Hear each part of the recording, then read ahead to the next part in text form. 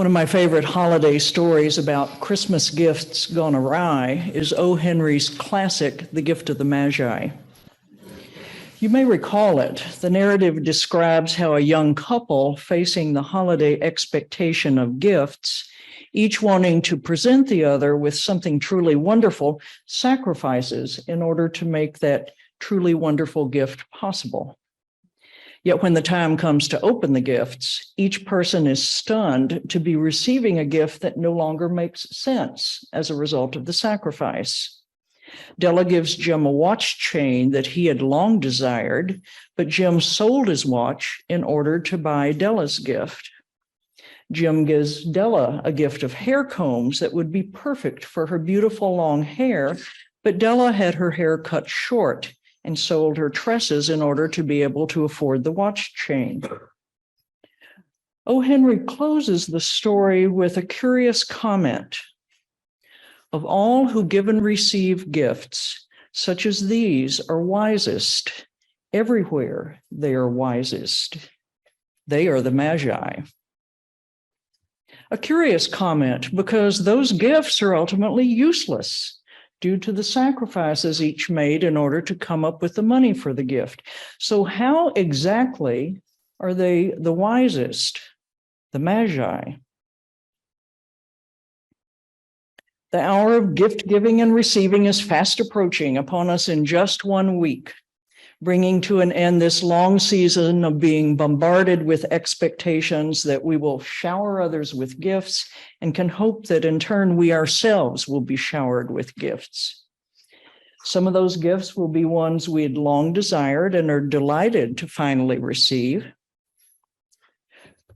Some of those gifts will be disappointing, because they demonstrate a stinginess in someone we expected generosity from, or a lack of awareness on the part of the giver about our true interests.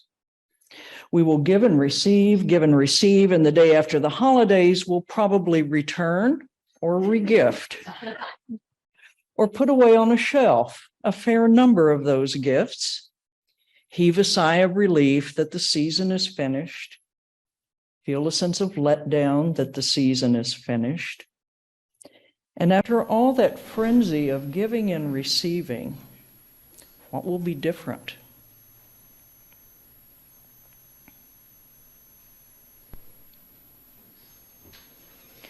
When I was 10 years old, I came out on Christmas morning to find a curry comb and a note from Santa under the tree telling me I would find my present in the front yard. Tied to a pole was a brown and white spotted horse, saddled and waiting for me. I tend to be a pretty reserved person, but not that morning. I ran shrieking down the front steps, so frightening the poor horse that she nearly strangled herself trying to run away. That particular gift changed my life forever.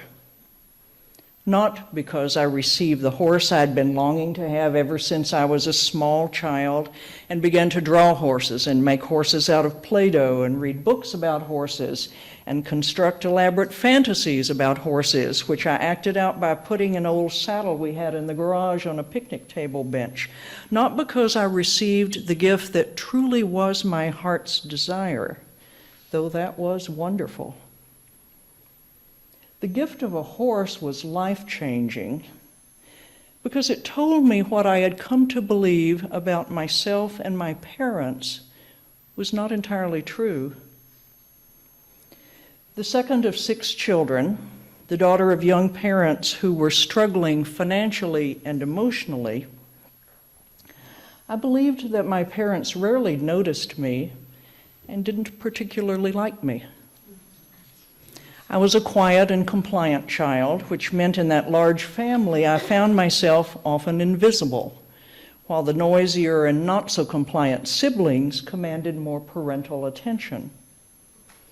I believed my parents had hoped I would be the stereotypical girl of that era, a girl who aspired to marry and live in the suburbs and spend my days drinking coffee with other housewives as we discussed how to keep our kitchen floors shiny and how to deal with our clueless husbands. I was thwarting those expectations already by age 10, not playing with dolls, preferring my chemistry set to my Easy Bake oven, devouring library books, saddling up that picnic table bench every afternoon, sharing a baseball card collection with my older brother. And then the horse came, the one gift I longed for but never expected to receive, because I knew horses were expensive, because I figured my parents had never noticed how much I loved horses. When I saw that horse in the front yard, after the shock wore off, a new reality began to sink in for me. A reality in which I had to take another look at my parents and see that they were aware of me. They were noticing what I loved. They did have some sense of the person I was becoming, even if that person was not quite what they had envisioned. After the gift of a horse, I could no longer be convinced of the story I'd told myself, in which I played the part of the forgotten and unloved child, because each morning when I saw my horse out in the pasture, I saw a very different story.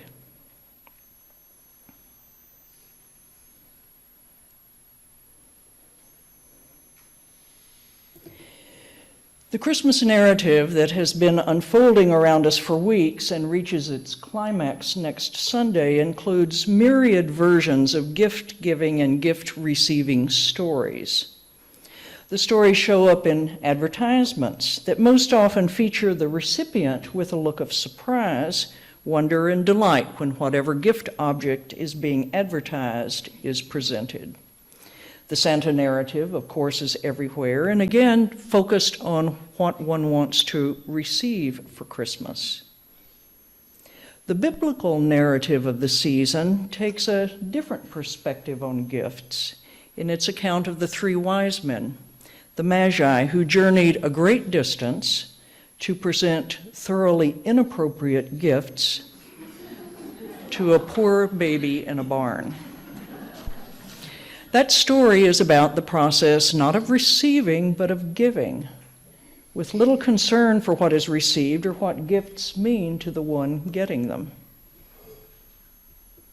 A tricky business, this business of giving, receiving. Some of us do a far more skillful job on one side of that exchange than we do on the other. Often being the giver is the easier role, in part because it's the role with more control in the exchange. Being the receiver is a role of vulnerability. So which are you better at, giving, receiving, and why one rather than the other? Much of traditional Christmas art that illustrates the Magi episode of the biblical story depicts that climactic encounter in the barn around the manger with the wise men kneeling as they present gifts of gold, frankincense, and myrrh.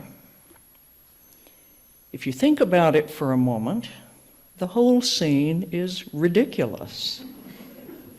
Exotic, wealthy men travel a great distance, following directions so ambiguous they have to stop in and ask the king of the country to provide better directions, ending up in a smelly old barn, falling to their knees around a feed trough where the just born, probably crying at the top of his lungs, infant of a couple of teenagers is swaddled in old rags, holding out royal ring-encrusted hands, not offering pacifiers or onesies or stuffed animals as gifts, but gifts only another person like themselves from a privileged class could truly appreciate.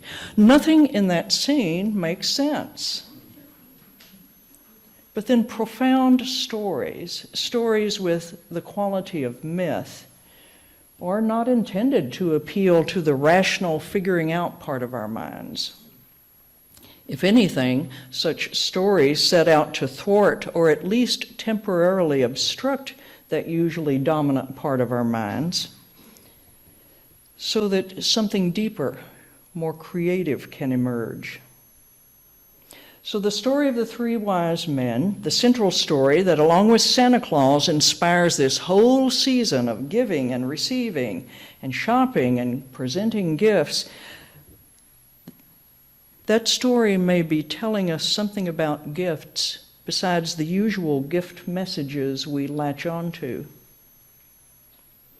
Della and Jim gave each other gifts that ended up being useless. Yet O. Henry called them exceptionally wise.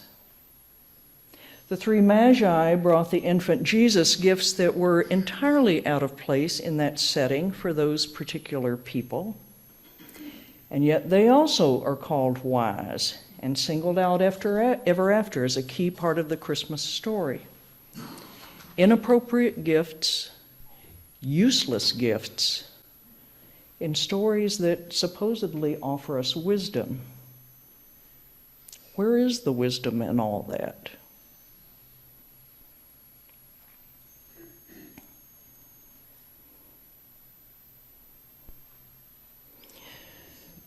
Well, our culture would have us focus on the gifts we give and receive because we live in a consumer culture and the gifts are intended to drive that consumerism. The most important part of a gift may not ultimately be the gift per se. I wanted a horse with every fiber of my being. And I was so delighted to receive a horse that I ran out of the house shrieking with delight. Decades later, what I remember of that particular Christmas is not the gift, not the horse, but the shock of discovering that my parents just might love me after all. What O. Henry may be after with his comment about Della and Jim's gift exchange being a demonstration of their wisdom is not the ironic twist of gifts that were ultimately useless, but all the thought and emotion leading up to a decision to sacrifice something much loved in order to bring delight to another person. The biblical story of the Magi actually spends a lot more time talking about their journey to find Jesus, how they spotted a star and used it to guide their travels, how they became lost and had to ask King Herod for advice, then after seeing Jesus, how they had a dream which inspired them to leave quickly and take a different route home. All those twists and turns occupy a lot more verses in the Bible than the manger scene, which happens briefly and is done. The moment a gift passes from one set of hands to another is not the primary moment in a gift exchange. Whether the recipient likes the gift or not, thanks me profusely or not, secretly returns the gift afterwards or hides it in a cupboard at home later or not, those are not the most important moments in a gift exchange. What matters most in giving and receiving is all that leads up to that moment the gift is presented. The intentions, the decisions, the sacrifices, all that drives the giver to make the choices they make to spend more, to spend as little as possible, to find something truly right for the other person, to settle for whatever gift can be found easily and with minimal effort. Those are the elements in giving that tell us who we are and how we love. Where our relationships have been harmed by trouble, where we're in need of healing, where we're willing to give everything for another, and why.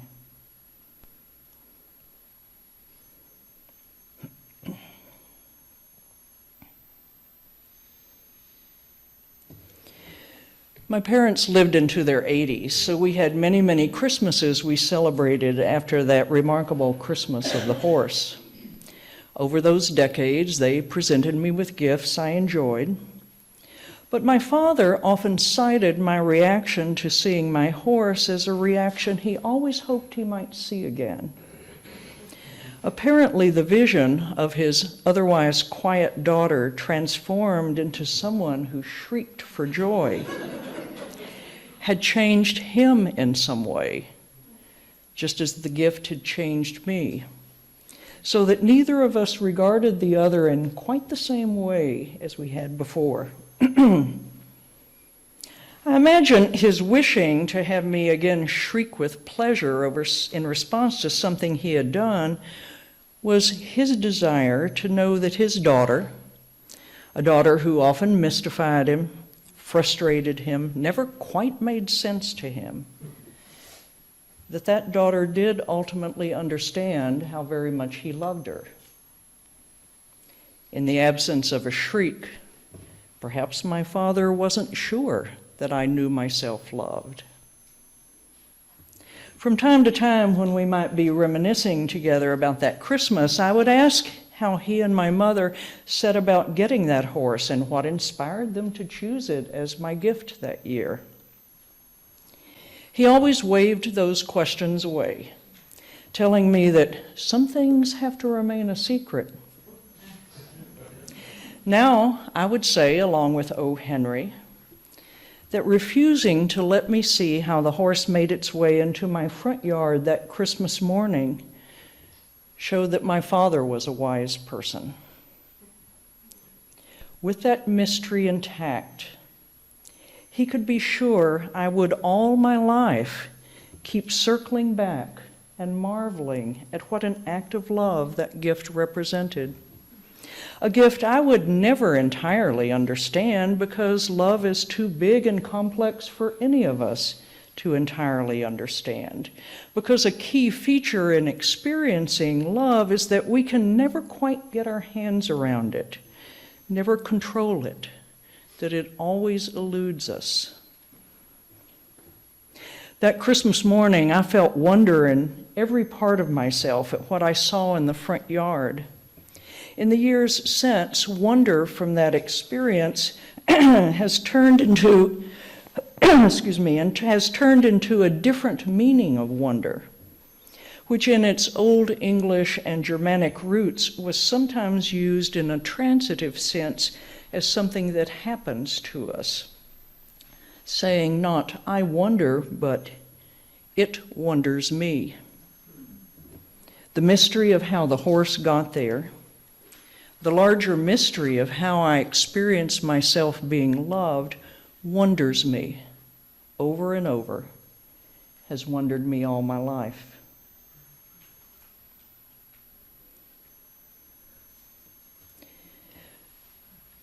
The biblical authors never tell us any more about those three wise men.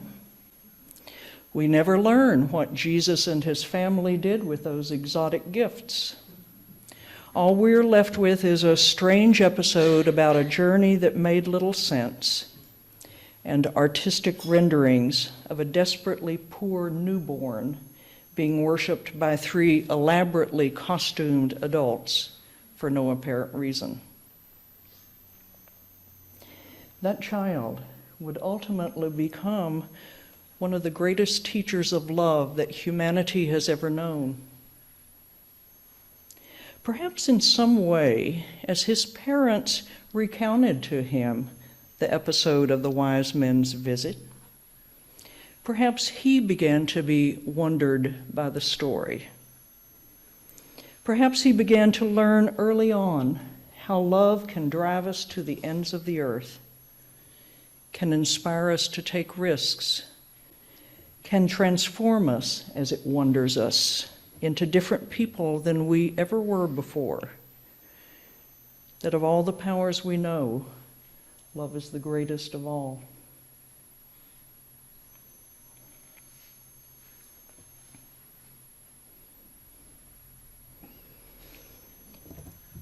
One week remains for us to get all those gifts ready. As I step into my own gift preparations every year, I do try to come up with something as amazing as a horse for the people I love, wanting to give a gift that will wonder them, transform them, as my parents gave me. Some years I manage that, most not. Gifts that are pure expressions of love, that come with a willing sacrifice and show evidence of having deeply seen and understood the receiver of the gift, those are rather rare. More often, the gifts I give and receive seem expressions of kindness or, unfortunately, of obligation. But ever so often, a transformative gift comes along to wonder me. And those are the times when this stressful, hectic, consumer-driven holiday opens out, becomes the season of love that we all hope it will be. I wish for all of us the presence of magi in our lives, persons whose gifts will change us by wondering us as they teach us how to love more freely, love more deeply. And may each of us discover, much to our abiding surprise, that we too are the Magi. We too carry in our hearts a love that has the power to change everything.